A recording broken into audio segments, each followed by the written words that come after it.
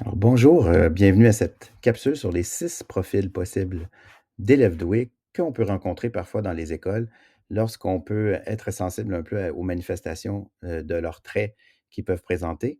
En fait, pourquoi 6 profils possibles? Ben, ce qu'il faut comprendre en quelque sorte, c'est que c'est pas nécessairement figé. Donc on va vous présenter ici 6 possibles traits là, qui peuvent se regrouper sous forme un peu d'un profil type si on veut. Mais ça peut arriver que l'élève va présenter un, 2 profils ou peut-être certains profils un peu qui peuvent être mélangés ensemble. Donc, il faut juste retenir que c'est pas figé et que ces 6 profils-là possibles, ben, ils vous sont présentés à titre indicatif, mais ça peut être beaucoup plus complexe que ça, évidemment, mais ça peut vous permettre quand même de pouvoir un petit peu mieux cerner à quoi ça peut ressembler quand c'est présent chez l'élève. Alors, le premier profil là, typique, c'est l'étoile. Donc, l'étoile, dans le fond, c'est un profil homogène. Ça veut dire que c'est un élève qui est perfectionniste, qui va être très performant, qui va réussir très bien à l'école. En fait, c'est quelqu'un qui se conforme aux règles, qui va toujours être à l'écoute, qui va toujours être apprécié souvent des enseignants et même des enfants. Et puis, ça va être souvent un élève aussi que, en fait, c'est facile pour lui l'école, hein. Il peut peut-être s'ennuyer, c'est sûr, mais en même temps, il se conforme assez bien à l'environnement dans lequel il va être. Ce qui peut devenir un peu, important, c'est de vérifier si son ennui est masqué parce que si jamais il ne le nomme pas, ben ça se pourrait qu'il s'ennuie quand même parce qu'il est très fort et il peut se montrer aussi autocritique et très exigeant. Donc, ça peut parfois mener un peu à des attentes peut-être un peu trop irréalistes ou à un perfectionnisme un peu exacerbé. Donc, il faut être quand même prudent. Mais en général, c'est des profils qui sont assez intéressants et assez homogènes. Il faut juste s'assurer que l'élève ne manifeste pas d'anxiété ou de perfectionnisme à outrance. Le deuxième profil, c'est un élève autonome. Donc l'autonome, cet élève-là, qu'est-ce qui le caractérise? Ben, c'est que surtout, son trait majeur, si on peut dire, c'est qu'il aimait énormément apprendre par lui-même. Donc ça fait des élèves qui n'auront pas nécessairement besoin d'être toujours accompagnés. C'est les parfaits élèves pour avoir des plans de travail, des élèves qui vont travailler dans leur cahier, qui vont avoir des consignes claires au début, mais qui pourront ensuite vraiment procéder avec leurs apprentissages. Donc, il faut être conscient de ça parce que ces élèves-là ont besoin vraiment d'être laissés à pouvoir exprimer leur autonomie dans les tâches. Donc, qu'est-ce que ça peut avoir? Ben, ils ont souvent des compétences sociales très bonnes, hein, parce que comme ils sont autonomes, ils n'ont pas tant besoin toujours des autres, mais ils aiment aussi socialiser, évidemment. Ils vont explorer aussi à fond, souvent, leurs intérêts. Donc, s'ils ont des intérêts très nichés, le fameux exemple, c'est les dinosaures, les sciences, et cetera, ben, ça se pourrait que ça fasse un élève qui va très, très loin dans son exploration parce que, comme il est autonome, il peut vraiment aller très loin dans, ses apprentissages et dans son exploration de ces intérêts-là. Donc, c'est important de comprendre que pour cet élève-là, ben, en fait, il faut le laisser aller. Il faut laisser aussi pouvoir guider un peu ses apprentissages et c'est un élève qui est capable de prendre des risques sans avoir peur de l'échec. Donc, c'est un élève que vous pouvez laisser explorer, vous pouvez le laisser aller et il ne va pas nécessairement vivre ça mal de faire des erreurs, et cetera. Donc, l'autonome, en revanche, ben, il faut aussi lui montrer que parfois, il doit être aussi peut-être en mesure de suivre aussi un certain rythme. Donc, il faut s'assurer aussi que son autonomie ne devienne pas non plus un frein à ce qu'il veuille toujours faire à sa façon. Donc, ça, c'est une chose à retenir. Troisième profil, un profil effacé. Donc l'effacé, qu'est-ce que c'est? Ben, en fait, ça peut être des garçons aussi, mais on voit beaucoup de jeunes filles. Donc, c'est un profil d'élève timide, si on veut, très brillant, mais qui ne voudra pas trop que ça paraisse. Un élève qui ne voudra pas qu'on remarque sa douance. Donc, c'est un élève qui va avoir parfois une estime de soi un peu plus fragile parce qu'il va beaucoup se reconnaître chez les autres à travers ce que les autres veulent qu'il soit. Donc, c'est pas nécessairement quelqu'un qui va s'affirmer, qui va vouloir clamer haut et fort qu'il est doué ou qu'elle est douée. Le danger avec ça, c'est le fameux masquage, donc que l'élève se permette pas d'être qui il est dans le fond et qu'il veuille seulement se conformer à ce que les autres ont envie de faire ou d'être.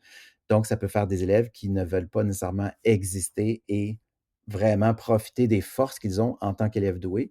Alors ça, il faut être quand même, un petit peu à l'écart, pas à l'écart, pardon, à l'affût de ça.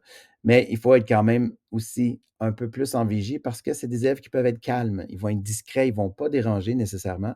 Ils vont se fondre dans le décor. Donc, c'est le fameux exemple de je passe sous le radar, mais ils ont des besoins. Puis des fois, les besoins même peuvent être assez très, très exacerbés, criants, importants. Alors, c'est important d'être à l'affût puis être en vigie parce que ça pourrait cacher de l'anxiété, des difficultés d'estime de soi, qu'on nomme pas nos besoins en classe, puis qu'on suive toujours des routes toutes tracées alors qu'on serait capable de faire beaucoup plus de choses.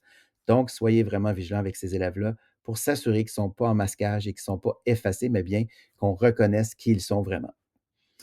Le prochain profil, c'est les provocateurs. Donc, le profil provocateur, c'est l'élève qui est capable de voir toutes les petites failles dans ce que vous faites, qui va reconnaître toutes les incohérences, qui va regarder vraiment partout ce que ça ne fait pas de sens nécessairement. Il est très créatif, très imaginatif. Habituellement, il est capable d'être assez bien pour trouver des solutions créatives et innovatrices face à des situations, mais il peut avoir beaucoup de difficultés avec tout ce qui est déjà décidé d'avance, avec des consignes qui sont un peu rigides, avec des cadres qui sont un peu trop encadrants. Donc, ça peut être des élèves qui vont être un petit peu susceptibles de réagir fortement, être en opposition s'ils ne contrôlent pas le processus nécessairement. Alors, il faut leur apprendre à accepter qu'ils doivent suivre certaines règles, mais est-ce qu'ils peuvent être utilisés pour pouvoir, supposons leur demander comment ils feraient eux ou qu'est-ce qu'ils proposent, etc., pour les impliquer.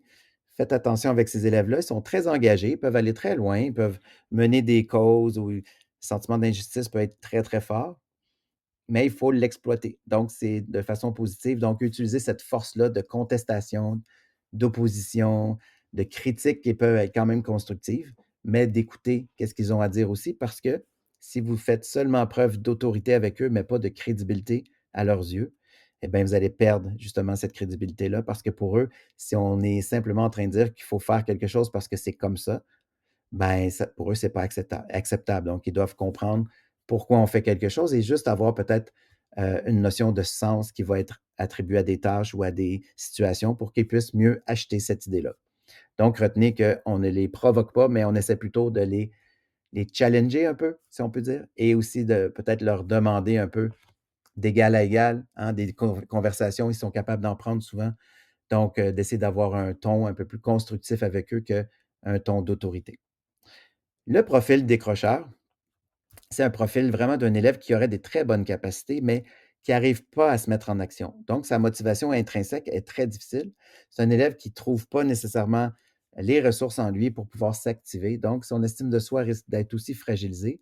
Donc, c'est des élèves qui ont des très, très belles capacités, mais c'est comme s'ils n'arrivent pas à les traduire en action, à les traduire aussi en gestes ou peu importe, ou à l'activation à la tâche, ce qui fait que les enseignants vont souvent perdre patience envers eux en disant que, ben voyons, on sait que tu es capable, mais tu n'en fais pas assez ou tu n'es pas assez motivé. Mais souvent, c'est parce que c'est des élèves qui pourraient aussi avoir appris à ce que ce soit facile, sauf que là, en ayant des tâches peut-être plus difficiles, c'est pas très facile pour eux de se mobiliser parce qu'ils n'ont juste jamais appris à savoir comment on fait ça, comment on s'organise, comment on met en pratique des stratégies, etc. Donc, c'est des élèves qui, oui, sont peut-être forts, ils ont peut-être des belles capacités, mais il faut peut-être aller voir qu'est-ce qui se cache en dessous de leur démotivation et du fait qu'ils ne s'activent pas. Donc, faites attention parce qu'ils vont être souvent sur la défensive puisque c'est confrontant pour eux de sentir qu'ils sont toujours en difficulté à pouvoir s'activer. Alors, si on voit seulement le manque de motivation, ben, on ne verra pas leur belle capacité puis leur plein potentiel qu'ils ont souvent de cacher derrière ça. Alors, soyez quand même patient avec ces élèves-là et essayez de voir qu'est-ce qui fait qu'ils ne s'activent pas. Posez-leur des questions, parlez-leur, vous allez voir que ce sont des élèves que, à l'oral, ils peuvent nous surprendre. C'est quand c'est le temps peut-être de s'activer que c'est plus complexe.